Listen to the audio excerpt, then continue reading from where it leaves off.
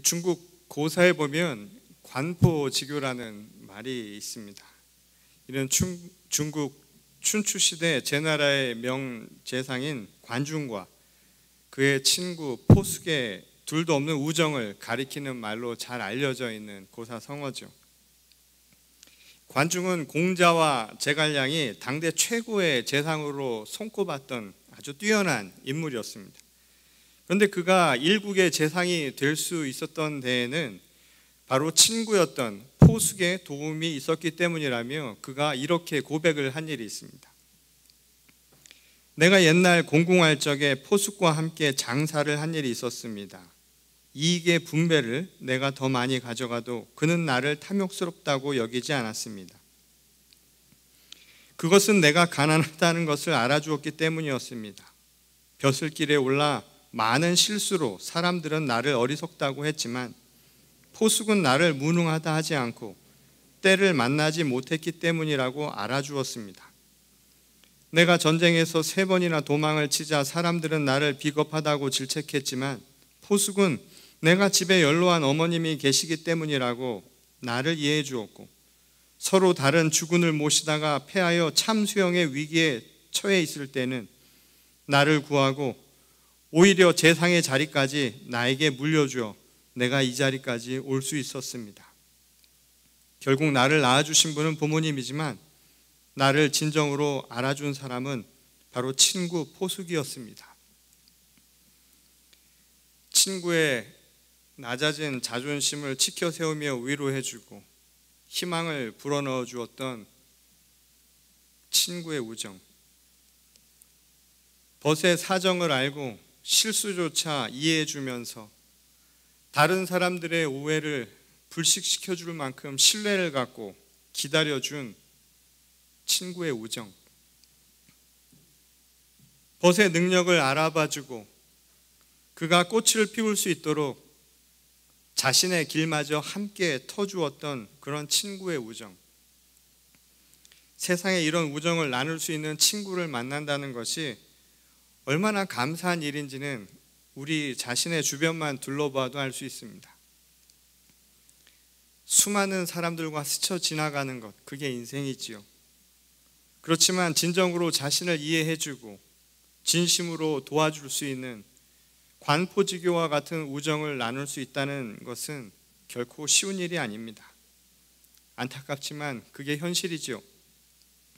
그 이유에 대해서는 누가 나의 친구가 되어줄 것인가를 묻기 전에 그렇다면 나는 누군가에게 과연 그런 친구가 되어준 적이 있는가를 물어보면 더 명확하게 알 수 있을 겁니다.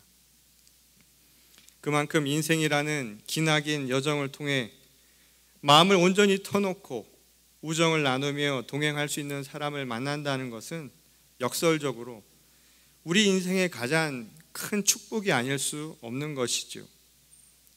서로를 향한 축복의 통로가 되어준다는 그 사실만으로도 그 자체로 행복한 인생을 살았다 말할 수 있을 만큼 말입니다.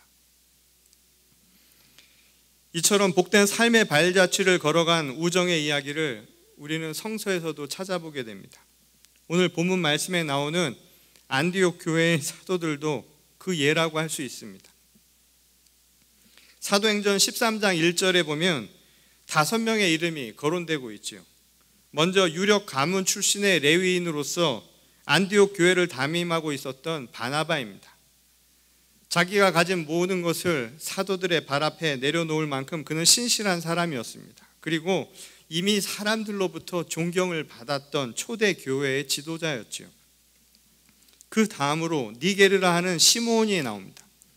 정확한 정보는 없지만 니게르, 즉 검다라고 하는 표현으로 보아 흑인이 아니었을까 추측할 수 있는 인물입니다. 인종이나 민족에 대한 차별이 유독 심했던 유대인에게 아마 그는 차별받을 수 있는 비천한 존재로 여겨졌을 가능성이 높은 사람이죠. 세 번째로 구레네 사람 루기오가 나오는데 그에 대해서는 특별한 기록이 없는 것으로 볼 때 성경에 등장하는 여러 무명의 인물들과 별반 다를 게 없는 사람임을 우리가 추측할 수 있습니다. 네 번째로 분봉왕 헤롯 안티파스의 젖동생 마나에는 젖동생이라는 그 말을 볼 때 어머니의 젖을 함께 나눈다라는 말이죠. 아마도 지배층, 왕가에 속한 사람이라고 하는 것을 추정할 수 있는 인물입니다. 마지막으로는 헬라 문명권의 선교를 위해 바울로 계명하기 이전에 사울이 거명되고 있습니다.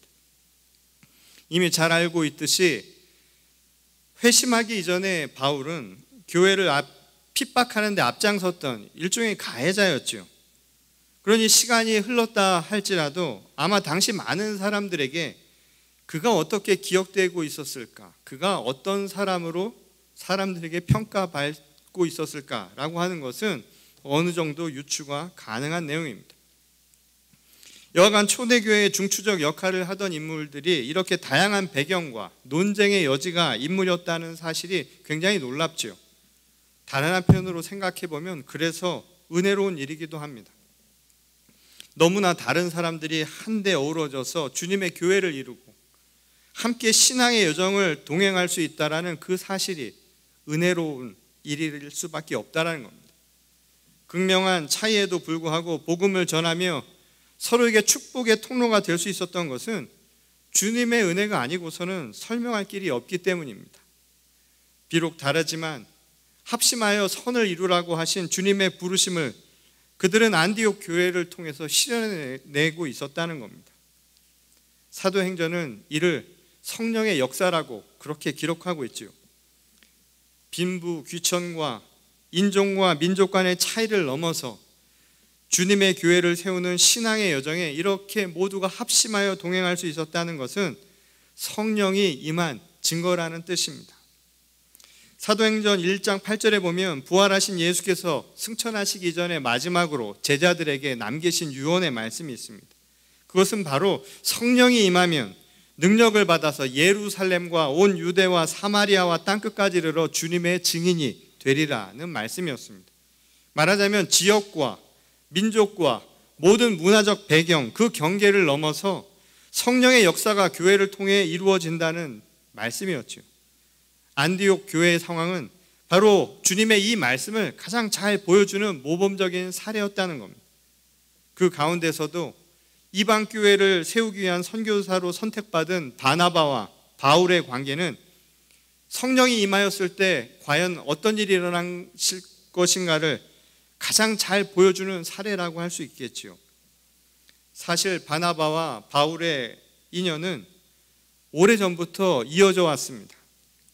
바울이 다메섹 도상에서 주님의 부르심을 체험하고 3년간의 광야 생활을 끝난 뒤에 예루살렘으로 들어가 복음 사역을 시작하려 한 일이 있었습니다. 그런데 예루살렘 교회를 이끌던 당시 예수님의 직계 제자들, 사도들이지요. 그들이나 교인들은 그의 전적을 알고 있었기 때문에 그를 쉽게 받아들이려 하지 않았습니다. 이때 바울의 진정성을 인정하고 천거한 사람이 바로 바나바였습니다. 바나바가 아니었다면 바울은 초대 교회의 중심인 예루살렘 교회와 교인들로부터 끝까지 인정을 받기 어렵다는 것이죠.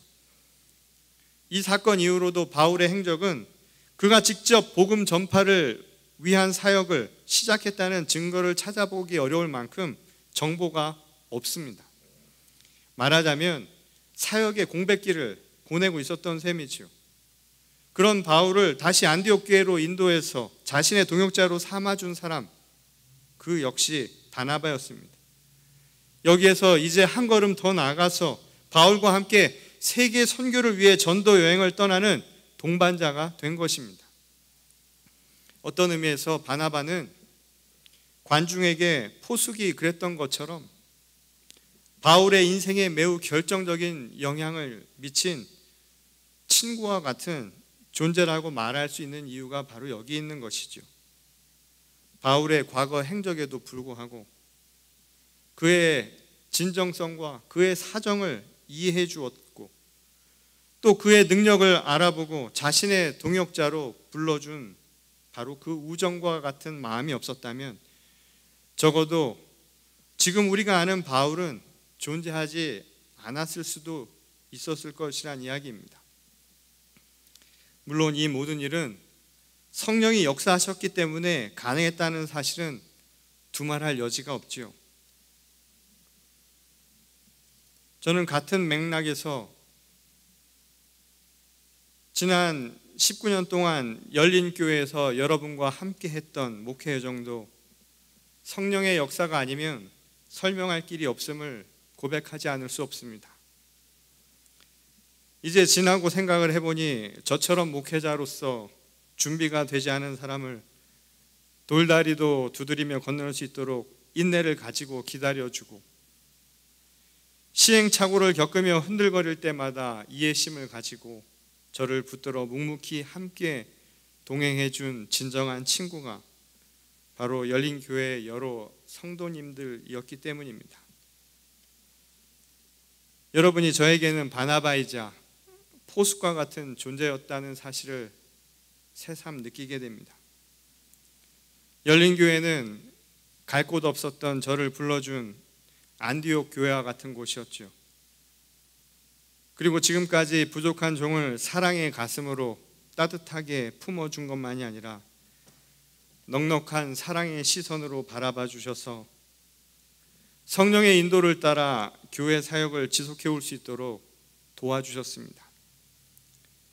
열린 교회와 성도님들이 저에게는 사역의 출발점이자 동시에 저에게는 사역의 목적이었던 셈입니다.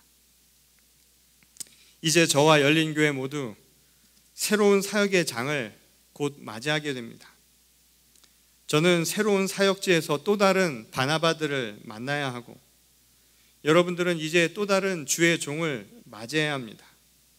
분명한 건 저를 지금까지 사랑으로 지켜와 주신 여러분들이 새롭게 교회 사역을 시작하게 될 주의 종에게도 바나바처럼 또는 포숙처럼 좋은 친구가 되어주실 것이라는 믿음입니다. 오늘 사도행전의 본문 5절에 보면 이를 증명해 줄 또 한 사람의 이름이 등장하지요.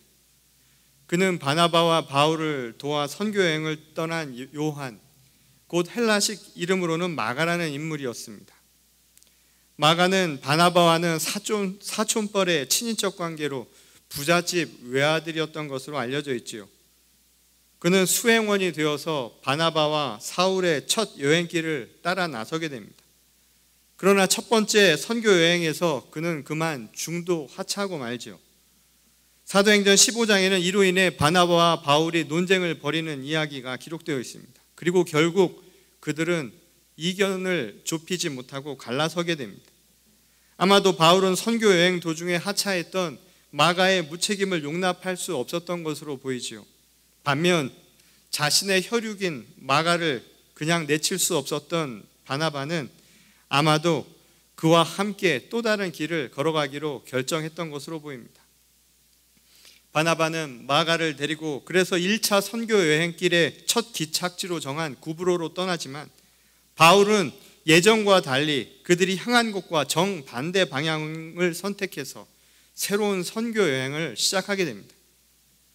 그런데 계획과 다른 바울의 이 발걸음은 그들이 예측하지 못한 결과를 가져오는 계기가 되어버리죠.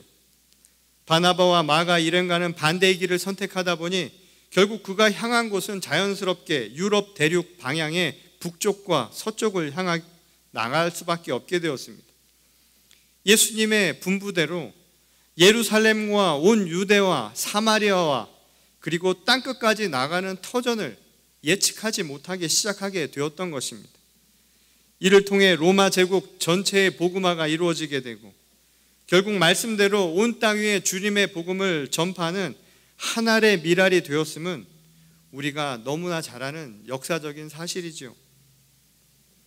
순교를 앞둔 말년의 바울이 자신의 삶을 되돌아보면서 자신의 삶 속에서 자신의 여행 가운데 역사하신 성령의 놀라우신 은총에 깊은 깨달음을 고백한 일이 있습니다. 디모데후서 4장 11절에 보면 이를 엿볼 수 있는 기록이 나오는데 거기는 뜻밖의 인물이 거론되어 있지요. 바로 그 편지를 통해 바울은 죽기 전에 마지막으로 마가를 다시 한번 보고 싶다라는 말을 남깁니다. 그리고 마가를 자신의 일에 아주 유익한 사람이었다라는 말로 표현합니다. 이는 2차 선교 여행을 떠나기 이전에 마가로 인해 바나바와 결별할 때와는 너무나 달라진 그의 심경을 보여주죠. 무책임하고 쓸모없는 종이라고 여겼던 젊은 수행원 마가를 바라보는 시선이 그렇게 변화되었던 겁니다. 마가와의 만남도 결국은 자신의 인생과 사역의 행로를 새롭게 열어준 성령의 역사였음을 이미 그는 그렇게 깨닫고 있었던 것이죠. 바나바를 통해 목회의 길에 들어설 수 있었던 것처럼 책임을 완수하지 못하고 그를 어렵게 만들었던 마가와의 만남조차도 성령의 역사였다라는 사실을 그는 깨닫게 되었던 겁니다. 그리고 그로 인해 계획하지 않았던 새로운 전도 여행을 통해서 하나님이 역사하실 수 있었던 것도 모두가 성령이 임한 결과라는 점을 그는 그렇게 고백하고 있었던 것이죠. 이 모든 것은 그러나 바울에게 행한 것처럼 마가를 끝까지 믿고 품어준 바나바의 숨은 공로가 있었음을 우리는 지적하지 않을 수 없습니다. 바나바와의 동행을 통해 마가 역시 이전과는 아주 다른 사람으로 변화되었기 때문입니다. 바울이 로마의 감옥에 갇혀 있었을 때 그와 투옥되는 마가의 담대함은 그냥 나온 것이 아니었습니다. 험난한 선교 여행길 앞에서 지레 겁을 먹고 중도 하차했던 무책임하고 나약했던 마가와의 모습은 전혀 찾아볼 수 없을 만큼 변화되었다는 것이죠. 이로 인해 바울은 마가를 자신의 동지로 신뢰하게 되었고 그가 유익한 종이었다라고 그의 마지막 편지에서 표현하게 됩니다. 그리고 바울의 순교 이후에 베드로도 그를 자신의 동역자로 중용하게 되지요. 베드로전서 5장 13절에 보면 베드로가 마가를 내 아들이라고 부르는 대목이 나옵니다. 그만큼 그는 초대 교회의 중요한 주님의 종들과 함께하는 소중한 종, 소중한 존재가 되었다는 것을 우리에게 보여주는 대목입니다.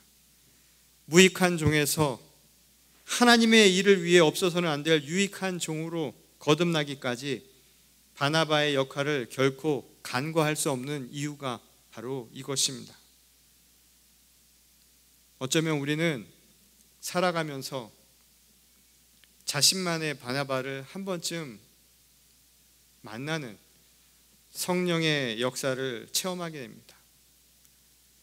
인생의 중요한 순간마다 마치 그 삶의 길목에서 지키며 기다렸다는 듯이 우리를 위로하며 또 다른 여정을 향해 나갈 수 있도록 격려해주는 바나바 같은 존재를 우리는 그렇게 만난다는 것이죠.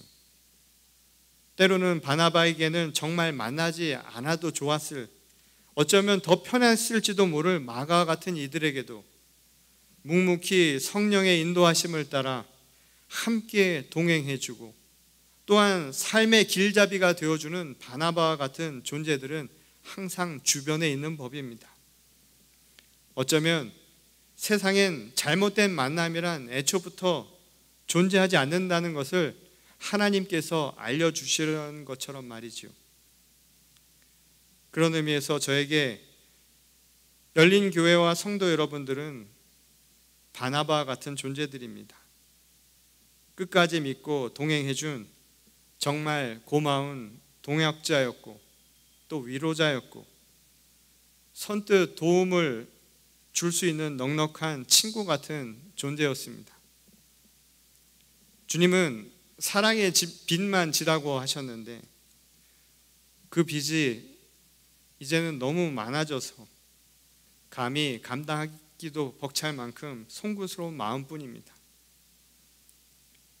감사하다는 말로는 더 이상 표현할 수 없을 만큼 그렇게 제게는 큰 짐이 되었습니다. 너무 많은 사랑을 받아서 몸둘 바를 모를 정도로 말이죠.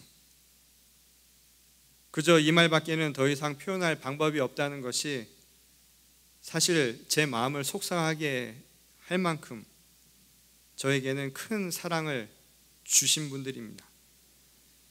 저와 함께 동역하며 바나바처럼 동행케 해주신 하나님께 먼저 감사를 올려드립니다.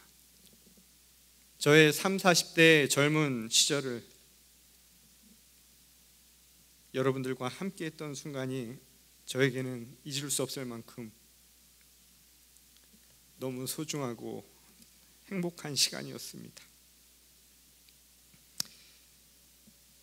참 많은 사람들이 떠오르는데요, 일일이 다 거명할 수는 없지만 그 한 사람 한 사람이 제 인생에 수없이 많은 그 사람들 중에 저를 설 수 있도록 만들어준 빛과 같은, 또 바나바 같은 존재였음을 오늘 이 시간 고백하지 않을 수 없습니다.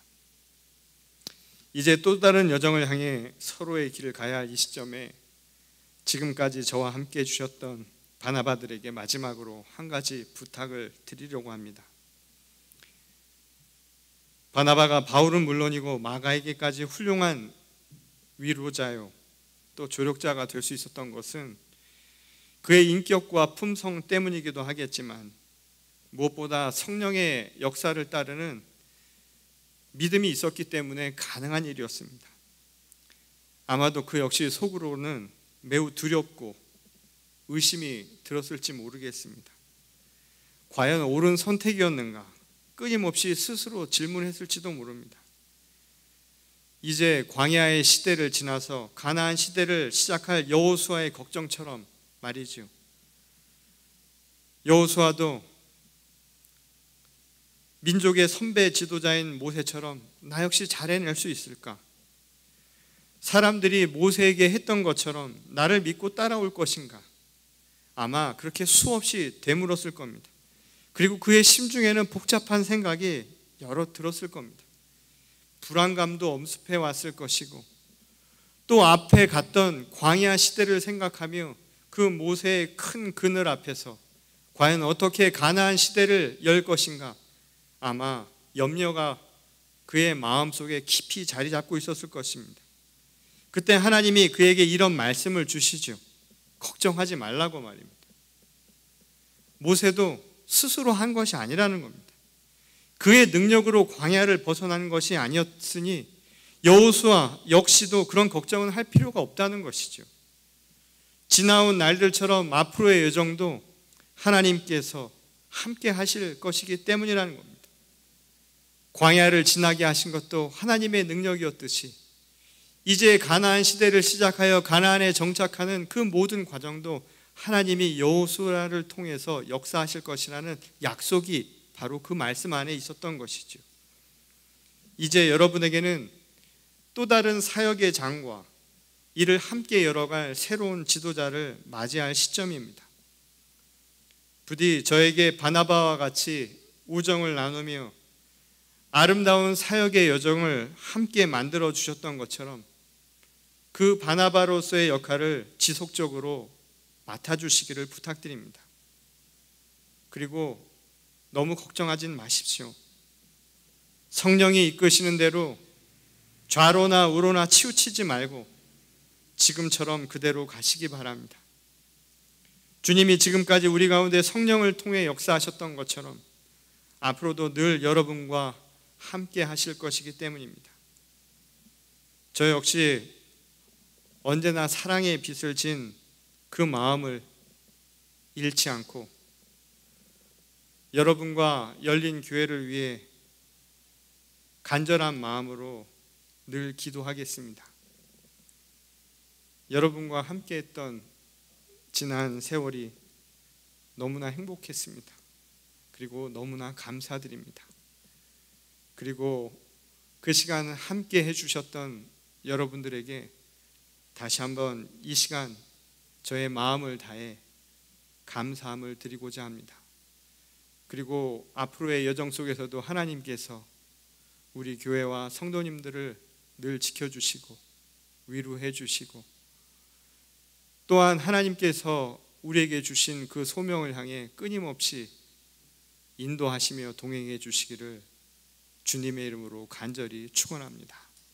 우리 다 같이 기도하시겠습니다. 하나님, 부족한 종을 사용해 주셔서 감사합니다. 또한 이 부족한 종과 함께 그동안 사역했던 수많은 사람들이 있었습니다. 이곳을 스쳐 지나가던 사람들, 그리고 이곳에 뿌리를 내리고 하나님의 사역을 함께 감당했던 동역자들을 주님께서 일일이 기억하시고, 서로가 서로에게 바나바가 되어 주었던 것처럼 이제 앞으로의 여정에서도 관포지교와 같은 우정을 바나바가 되어서 함께 나누는 주의 거룩한 교회 되게 하여 주시옵소서. 마음을 두고 갑니다. 하나님, 이 마음은 사랑의 빛을 진 마음입니다. 기도를 통해 되갚게 하시고, 또한 우리에게 주신 선교의 사명을 통해서 하나님 앞에 올려드리게 하여 주시옵소서. 서로가 어디에 있든 서로를 향한 그 마음을 잃지 않도록 도우시고, 주신 사랑을 마음에 품고 각자의 삶에서 열매 맺게 하시며, 또한 우리가 가야 할 길에 하나님께서 서로 만나게 하신 것처럼 이 아름다운 인연이 더욱 소중한 열매로 거듭날 수 있도록 우리 모두에게 하나님 힘 주시고 위로 주시고 앞으로 풍성한 열매를 맺기에 부족함 없도록 하나님 역사하여 주시옵소서. 다시 한번 주님의 성도들을 기억하시고 이들을 지켜주시옵소서. 하나님만 믿고 걱정 덜어내고 주님과 동행할 수 있도록 하나님 끝까지 함께하여 주시기를 살아계신 우리 주 예수 그리스도의 이름으로 간절히 기도드렸습니다. 아멘.